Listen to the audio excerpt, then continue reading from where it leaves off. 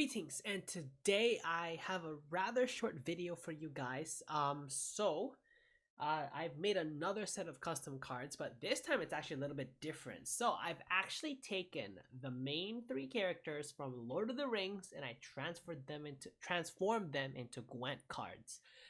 So I get that these videos don't often get as many views as like my Gwent deck videos, simply because A, I'm not that big of a channel, and B, there's just more places where I can share those deck guide videos. Like there's Reddit, I guess, where I can share these kinds of videos, but it's like, I haven't really been able to post into Reddit, which is unfortunate. So I'm still trying to work on that, see if I can get it going. But for now, I just have three cards to show you guys. Obviously, it's the main three characters from Lord of the Rings, gonna show up right here. And we're just gonna get started. So the first card I want to show you guys is Legolas. So I understand that most of you Gwent fans, I'm not sure if some of you guys have seen Lord of the Rings, if any of you at all. But Legolas, the three characters I'm going to show you from Lord of the Rings are they're like best amigos, man. They're like best friends. They meet up with each other in the first movie. I don't want to spoil anything in case you guys haven't actually heard of it. They meet each other in the first movie, and it's a fantasy world, Middle Earth. I'm actually a big fan of Lord of the Rings. Like I know a lot about the lore. Like I do quite a lot of reading about fantasy worlds and stuff, just because, of just intriguing to read about like certain characters, storylines. It's actually a lot of fun. So if you guys want to check that out for yourselves, please go do so ahead. This is Lord of the Rings. And anyway, so we're gonna start off with Legolas Greenleaf.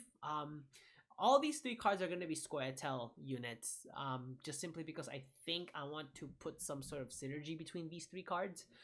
So Legolas Greenleaf does have Harmony, so this is sort of meant to, because the three main characters are of three different races, I thought having Harmony for Legolas would be good. Only Legolas has Harmony. So on melee, when an allied elf is played, boost self by 1, then on range roll, when an enemy unit is played, damage it by 1.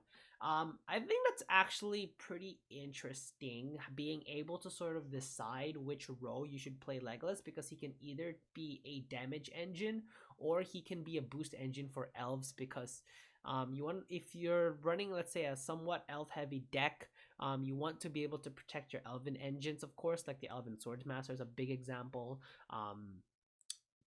I'm not gonna lie, I'm not big on scoia'tael. I only know about the dwarves from Iron Judgment, so it's kind of take me a while to remember.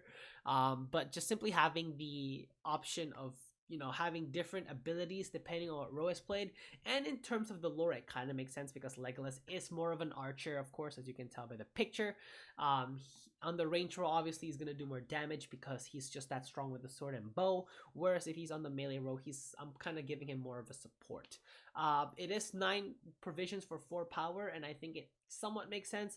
The possible weakness is that he gets removed relatively easily, simply because of his strong capabilities. So you obviously don't want him here on the field rampaging the whole time, so you do want to commit a bit on him.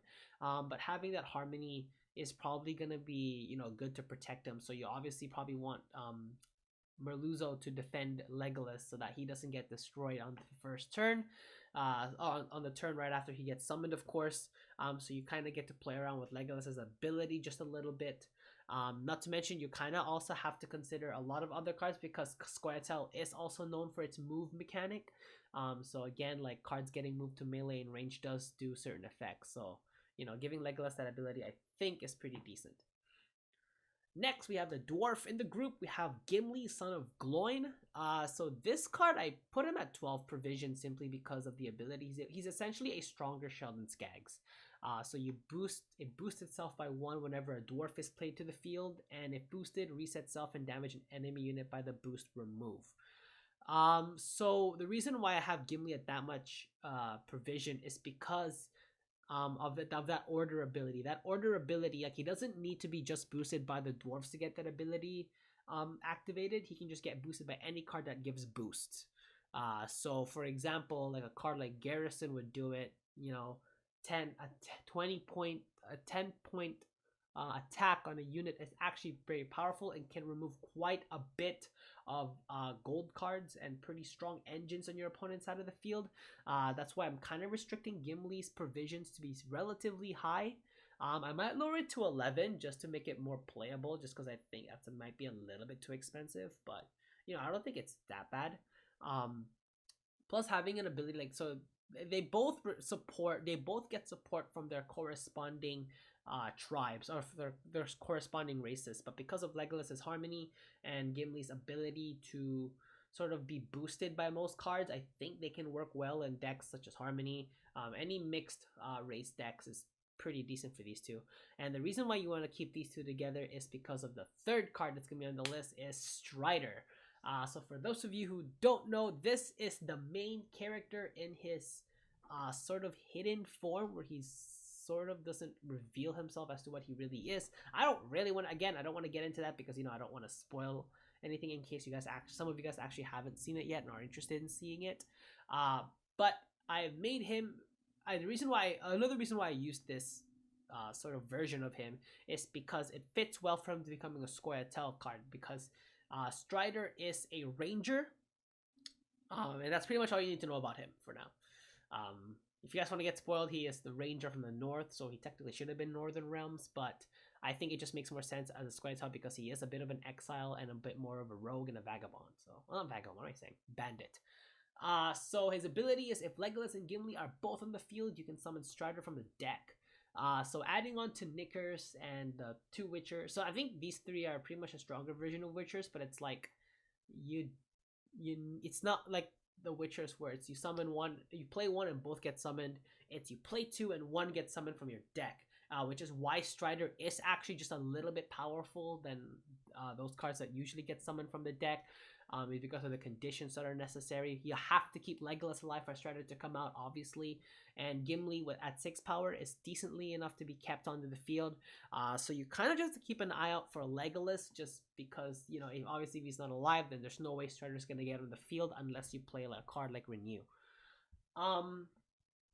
So pretty much the weakness of these three cards is Legolas and Gimli have to be played in the same round.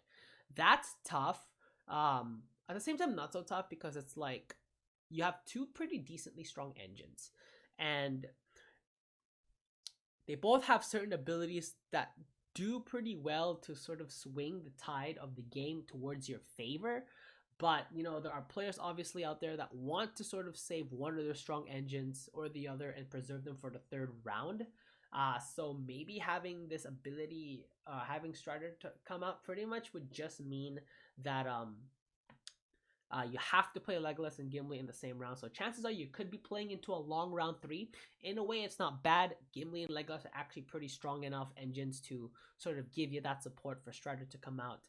Their provision cost total is going to be at 30, which is a lot for 3 cards. But you know what? I think based on their ability and how well they can synergize with each other based on these abilities, I think it would be just fine. So that's sort of my custom card showcase for today's video. I'm recording this pretty early because it's not going to get posted for all because I am going on the States for the weekend, so I'm not really able to post this. Otherwise I would love to. Let me know what you guys think of these cards. If you guys are interested in reading up like where they came from, Lord of the Rings, make sure you go look up the series, watch them, read books. Who reads books nowadays? Read wiki pages. There we go. If you guys are interested, they're actually very interesting characters, and honestly I got pretty hooked onto them. Or like I got into Lord of the Rings before I got into the Witcher universe, but like I love both, so why not turn these into Gwent cards, right? If you guys did like, please leave a like on this video. It would really show me that you guys do enjoy these kinds of series. I'm probably still gonna make them anyway, but it's like it would be great to sort of see your guys' support on them. Subscribe for more Gwent related videos, and of course I'll be making more custom cards from that world where these 3 came from, as we go on. So other than that, this is Enzo signing out. I'll catch you guys in the next one.